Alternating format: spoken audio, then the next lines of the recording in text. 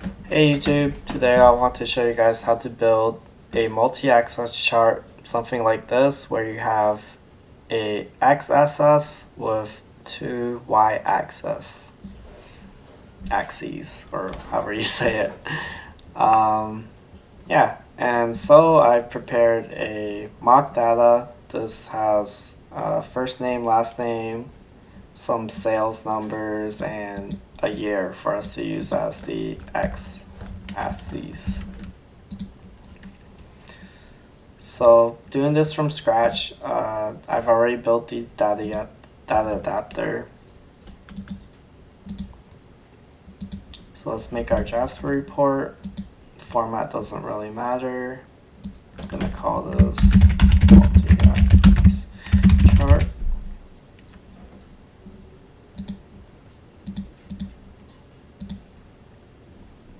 And yep.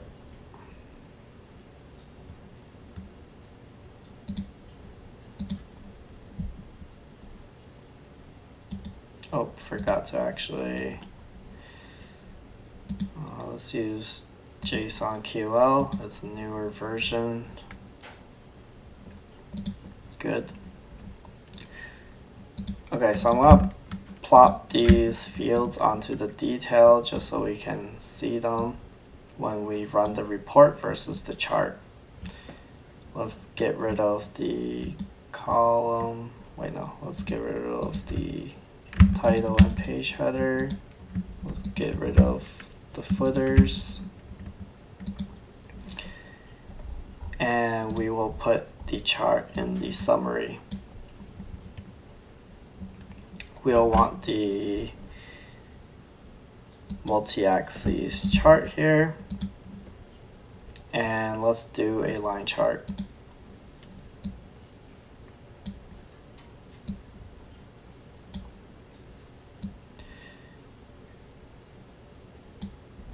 So what happens is by default it just has that one line chart on there, and it works the same way as just how you would do a normal line chart.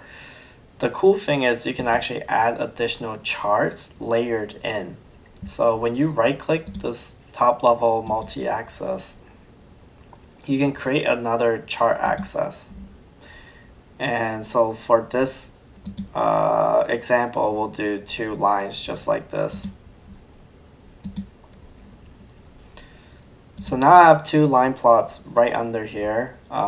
They can either use the same data set. Right now it's defaulted on the main data set. I don't have any other ones. Or they can actually be using different. As long as the category is the same, I believe, it should be good. So now you want to actually set what the series are. And before that, we actually have to create variables. We want to create some numbers that we can actually throw onto these y-axis. So let's do one that counts the number of people we got versus one that sums up the sales per year. And since we're doing by year, we'll need to make a group. So let's do year, call this group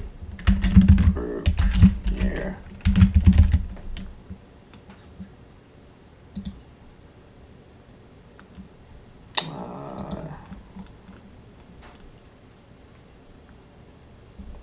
And then on the variable, the first one, let's do some people.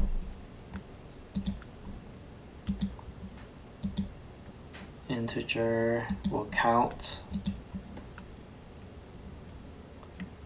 We could actually use any of these fields, it really doesn't matter. I'm going to use first name. And we can start it at 0. And we can reset the count by the year. Now let's make one for sum. Or I mean, Actually, this one is the sum. So sum sales, and the other one is actually count people.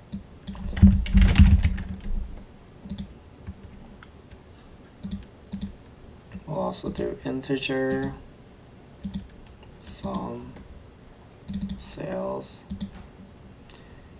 start at 0, and reset by group.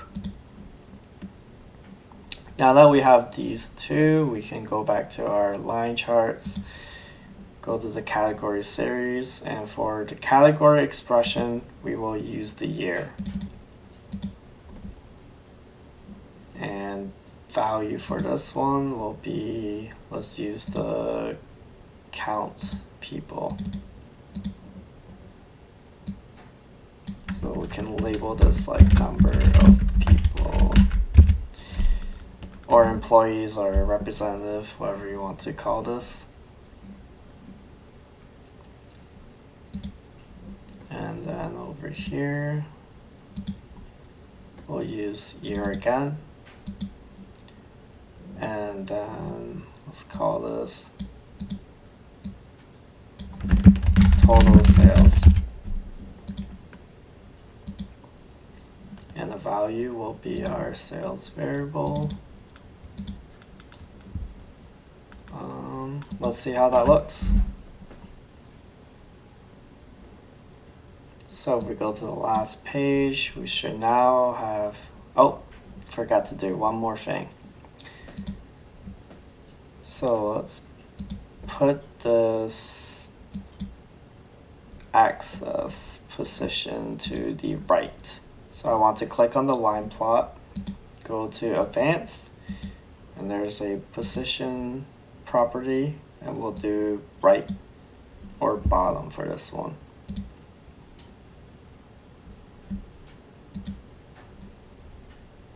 Yeah, there you have it. It's actually pretty simple. We have x-axis by year. It's not ordered, so I probably should have sorted it. And on the left side is the number of people in red, and the right is the total sales in blue. That's it. Hope you enjoyed. If you liked it, please subscribe and like or comment, and I'll make more of these videos if it helped you.